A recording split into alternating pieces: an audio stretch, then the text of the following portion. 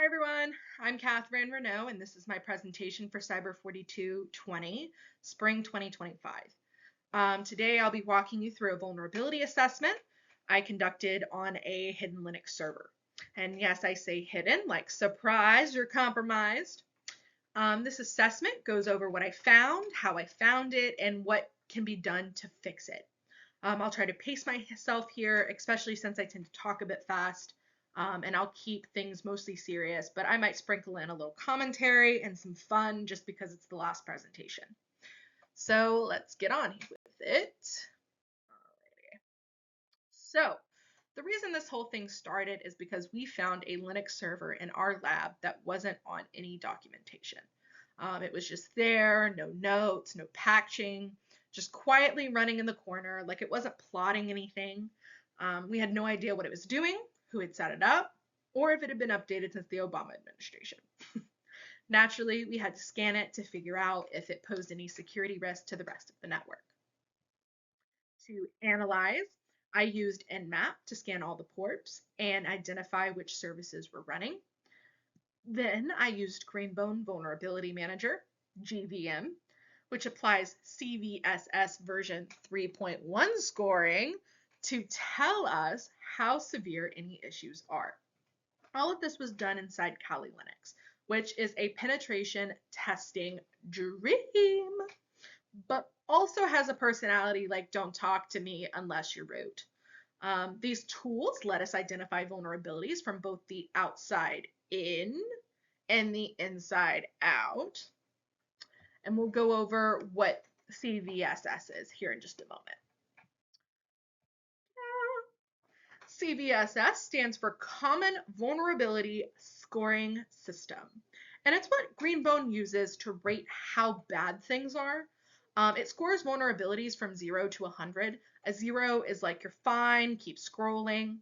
And a 10 is like pull the plug, burn it down. And it looks at things like how complex an attack is, if the attacker needs any permissions, and how bad the impact can be. In this assessment that I conducted, I prioritized anything rated from medium to critical. So let's take a glance at the findings here. So here's the tea. I found about 5 high-risk issues.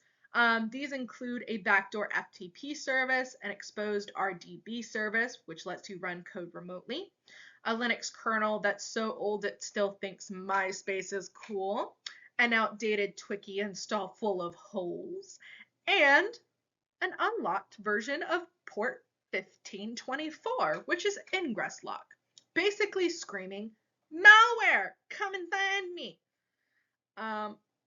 This thing barely set up, barely supervised. And that's okay because we're going to fix it. So let's start with our first big red flag.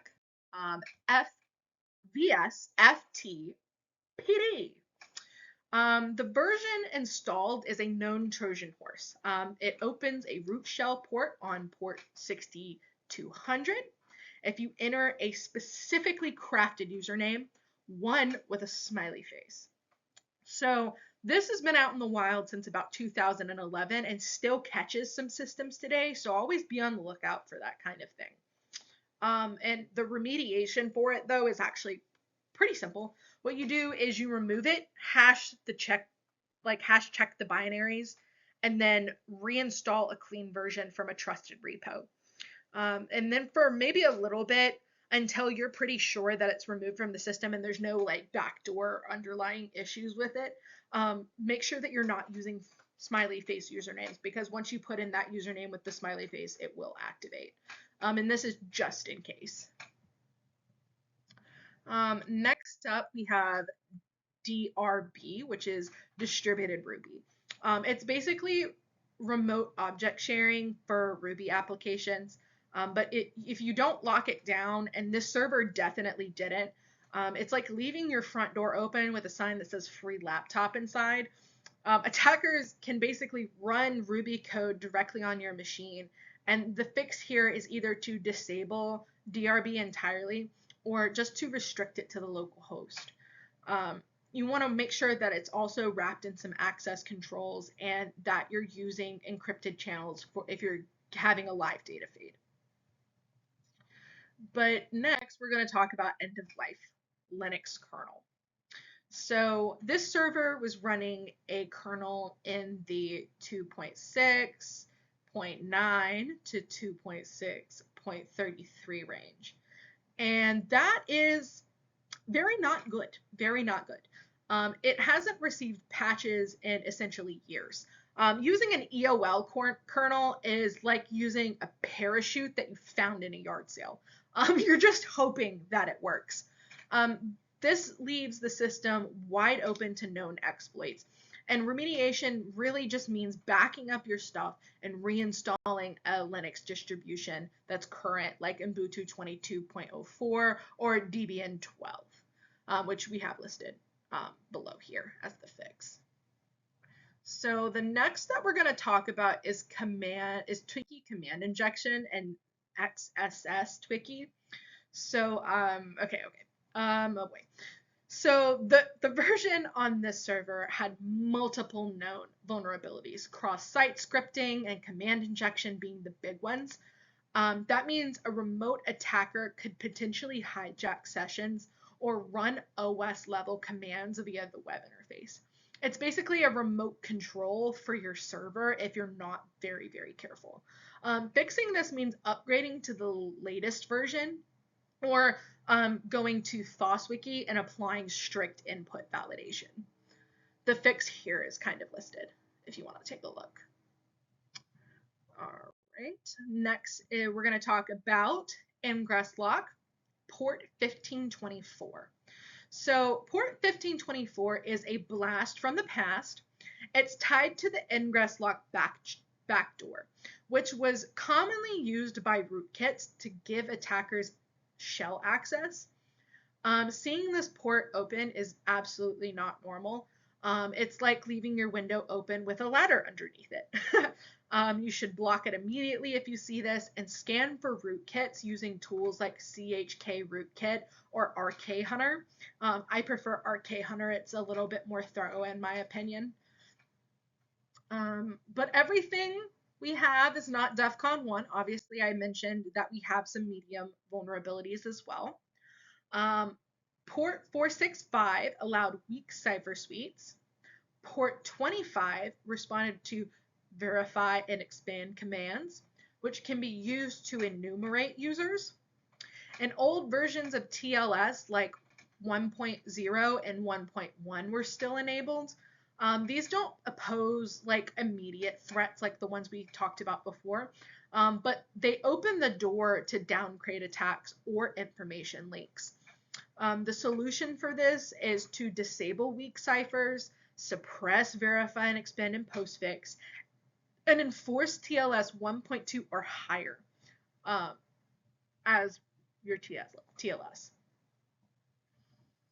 Next, we're going to do a little bit of an overview, just go over everything that we just talked about again and list all of the fixes that we have described in this presentation. So here we go. Remediation overview.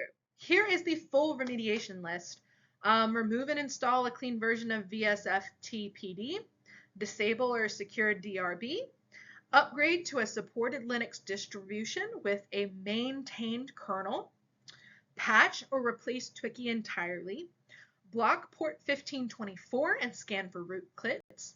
Also tighten up your mail security configuration so you're not broadcasting sensitive info to anyone who asks. Basically close the gaps, lock the doors, and maybe set up some cameras, metaphorically speaking. Let's see. Our key lessons are next. So this assignment and this assessment really highlights how easy it is for legacy systems or forgotten machines to become ticking time bombs. If no one patches or checks on them, they turn into security liabilities for the entire system. Backdoors can sit there for years, guys. That's why regular scanning, monitoring, and inventorying your assets are absolutely one of the most critical things you can do in this industry. Even if it's just the lab box, it still can become an attack vector.